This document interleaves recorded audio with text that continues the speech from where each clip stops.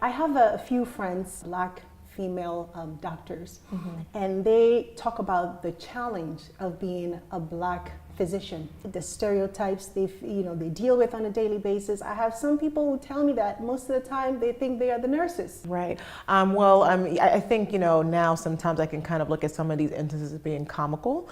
And it's just like, I've had some situations where I'm like wearing my white coat. It says Dr. Denise Asafu-Adjei, and it's still a question of, who's my doctor, and it's just like, it's interesting to see that experience, happen across specialties, not just surgery, like a lot of my friends who experience the same things. And it's, I have to think to myself, my Caucasian colleague, like the first thought to my white male Caucasian colleague from someone else is not, are you the nurse? Are you the transporter, right? And it's just like, even though I know it's just tough, I think, especially being in New York City, the hospital I'm at, it's like, okay, fine, there are a lot of people of my, ethnic background, perhaps, who may be in those, those job roles, but it's like, we can also be doctors. And I think that sometimes I encounter even other people of color who are surprised that you are the physician. I don't just get it from, like Caucasian or, patients. It's like, you can kind of get it from everyone.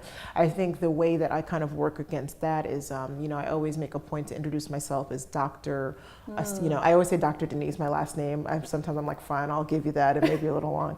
But I always introduce myself as doctor, because I think it is important that you set that expectation and you set that standard immediately. We're not on a first name basis, not to be snooty or anything, but it's just like, you'd expect that from a physician. I think from a professional standpoint, that is one thing that I do to kind of maybe just set the bar a little bit.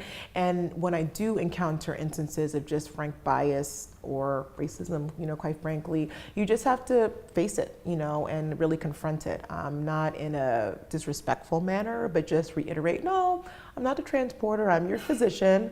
And some people are kind of almost embarrassed when you make them confront their biases immediately. And obviously if there's anything more egregious, you can kind of have the channels that you work with. I have a very, very supportive, department and team. So knock on wood, that's never been a major issue. But I've found that when I just kind of tell them up front what it is, it's usually been fine. So I think I don't see that ever going away. You don't. Even that was my next question. What do you think?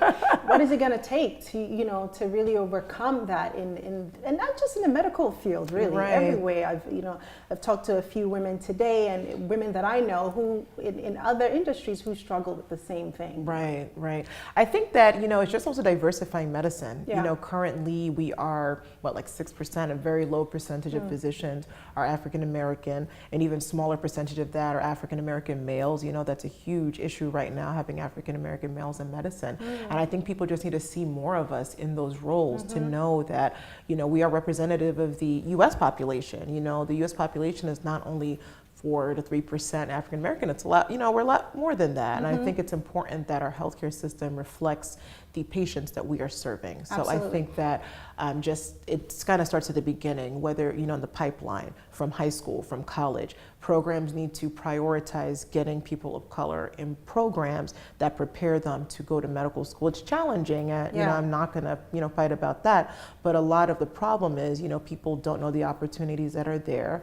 They are not in the right preparation pathway to get there. So people are very early on set up for failure. And so how are we going to see more of us at the end of the line when more of us are not even there at the beginning of the line to get there? So I think I'm a huge believer in pipeline programs. I've been a product of that from like elementary school. I was in these science programs. And so I always encourage, people to get their children, get involved early so that you are prepared to kind of go down that pathway. Amazing.